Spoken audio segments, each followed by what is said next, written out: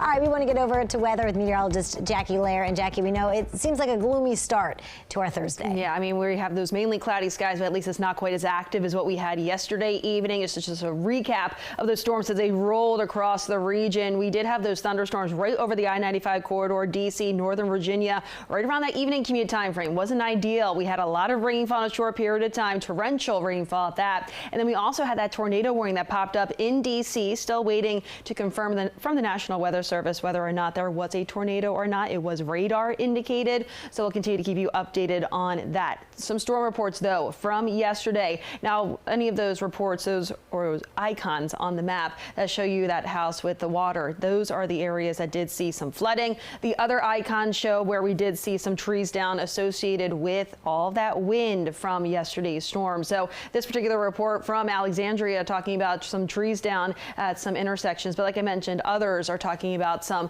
flood reports from yesterday. We did see a lot of heavy rainfall in a short period of time. This is a view of some rainfall totals though over the last 48 hours. So we're talking about at least some areas receiving over 2 inches of rainfall. Others received over 3 inches of rainfall over the last couple of days. And we saw that across othermost parts of Maryland, even back over towards parts of Fauquier County receiving close to 3 inches, and then back over towards parts of Prince George's County, and then even over towards northern Anne Arundel County. We're talking at least 3.5 inches over the last couple days. Some power outages to talk about. These numbers not quite as high as what we had yesterday evening, just a little bit after those storms rolled through, so at least we're seeing improvement. But yeah, some are waking up this morning still without power, but at least it's not nearly as active out there right now. It is much quieter on the map. If anything, we did see a few lingering lighter rain showers off towards the north and east, closer towards the Baltimore metro area a couple hours ago. Those have since faded away. We're tracking the drier conditions as we're kick-starting this morning. But yes, we do have the cloud cover, and we're likely going to be seeing those mainly cloudy skies sticking around.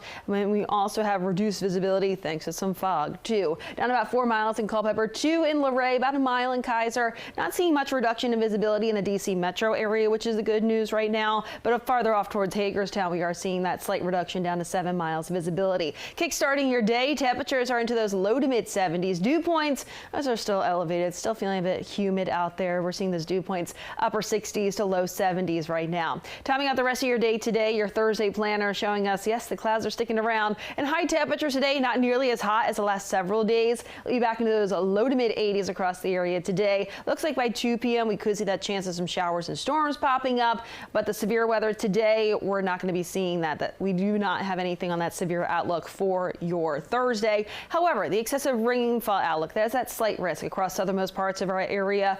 So that's 2 out of 4 on that scale. Otherwise, a marginal risk across the rest of the area. We did see a lot of rainfall yesterday, and then we could see some of those thunderstorms today containing some heavy downpours. So just keep that in mind later on this afternoon. We're looking at 4 p.m. Some of the shower and thunderstorm activity mainly farther out towards our westernmost areas. Closer towards D.C., it should be dry. Now again, we're talking about isolated thunderstorms for the day today. Not quite as widespread as what we had yesterday afternoon. And like I mentioned, the severe threat today, we do not have that. So as we look ahead towards tomorrow, though, starting off dry yet again, and then we're looking at some isolated to scattered thunderstorms later on tomorrow afternoon as well. So still some thunderstorm activity. We still have that stormy weather pattern sticking around through the weekend. Not a washout, though. We are tracking some isolated thunderstorms out there Saturday with highs right around 90. Now Sunday looks to be a bit more scattered across the area. So I'd say a little bit of a higher chance for showers and storms on Sunday. Highs still right around 90, and we're right around those upper 80s to near 90 degrees to start off that next work week.